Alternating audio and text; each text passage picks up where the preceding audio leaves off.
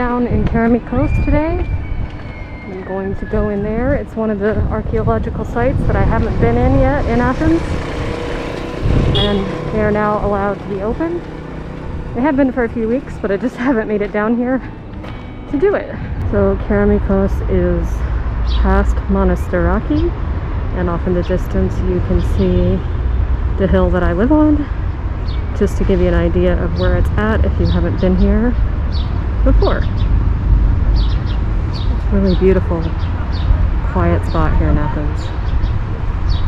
Kerameikos is the word for ceramics, so this is where the ceramic people gathered and made their wares and sold them. On this hill in Kerameikos, you see Lycbetis Hill, and you see the Acropolis. Obviously there might have been less trees of different heights, and there would have been more houses on the side of the hill back in ancient times. It would have been a very interesting spot. You see it's very green because a river apparently used to, or maybe when there's high water, used to run through here. Some great olive trees down there. Wow. You will hear this be referred to as the cemetery of Kerameikos, but it is so much more. Here you're seeing some of the ancient Athens city wall that was first started to be built in 478 BC. And when they were at their full height, they were anywhere from 15 to 20 feet tall.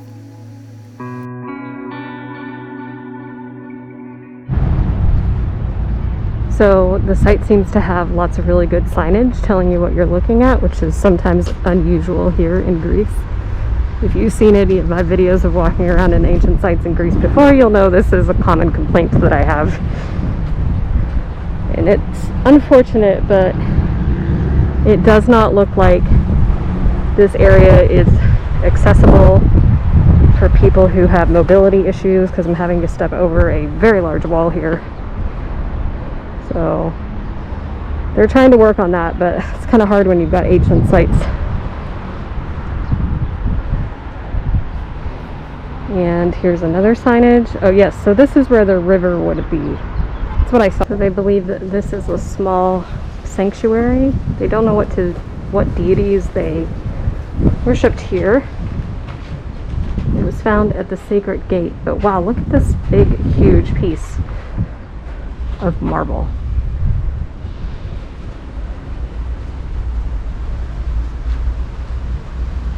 I can't even see into it, I'm too short. They've covered it to protect it.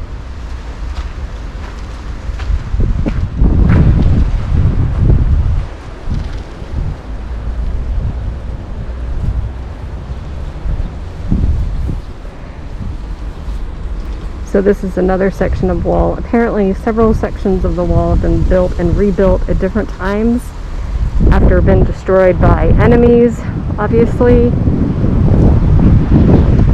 But I just can't get over how big the individual stones are.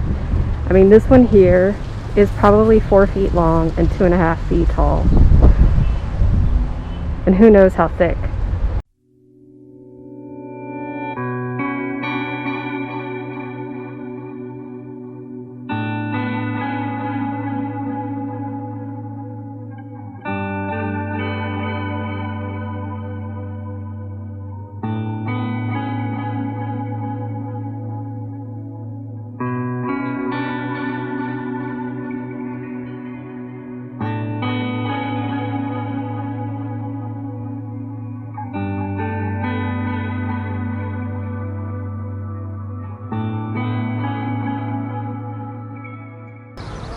So this is the Diplon, which is one of the ancient gates, and it would have been one of the largest gates into the city. It was the main entrance, and in the middle would have been a thoroughfare. It was built around 478 BC and lasted until the Roman period. There was a courtyard. It must have been amazing. Here's a drawing of what it would have looked like.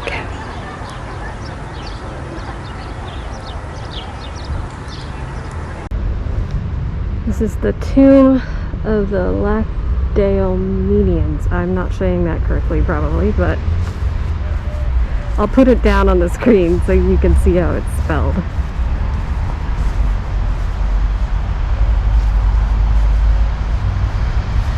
It's huge.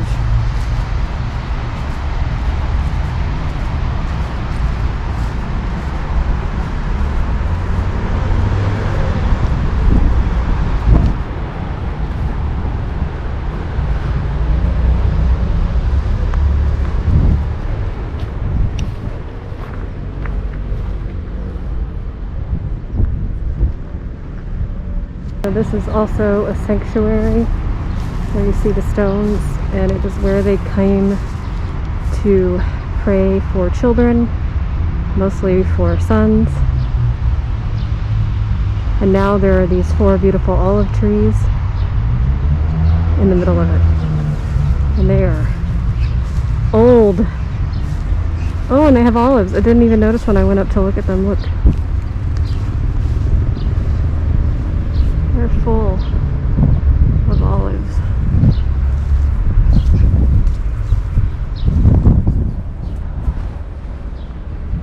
This is the Street of the Tombs, and it goes further back there too. There's lots of them down here. There's some up there as well. There is a museum. Unfortunately, everything inside is still closed here in Greece, so you can't go into the museum. So maybe I'll get to come back. Today I am down in the Ancient Agora. Today is International Heritage Day, and so all of the entrances to the archaeological sites in Athens are open for free. Well, that was nice. The church across from the Agora is ringing its bell. Apparently just one time. I have been in here a few times, but it is very large and there's tons to see. And given that it was the free day, I thought I would come down here today and kind of continue from yesterday's tour of Kerameikos. This building is the Stoa of Attalos. It is actually a reconstruction. It was built based on the original foundations. It was built by the king Atlos, and it is one of the few structures like this that is actually 2 stories. And it was built approximately around 150 BC. Like most of the ancient Athens, it sits below the Acropolis. And actually, if you buy the multiple ticket, you can go up to the Acropolis and walk down and come straight into the Agora, and it's all included, along with some other sites.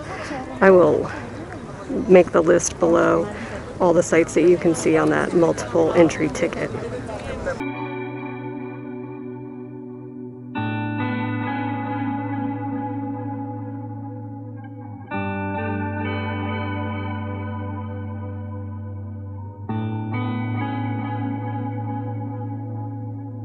Over there in the distance is a temple. It's the Temple of Hephaestus. I hope I was saying that right. And it's one of my favorite sites here in the Agora.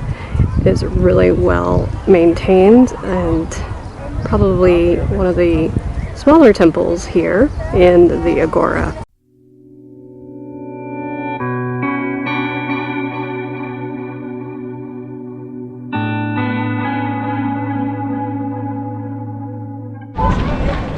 So the cool thing about this temple is that it has been used up until even modern times.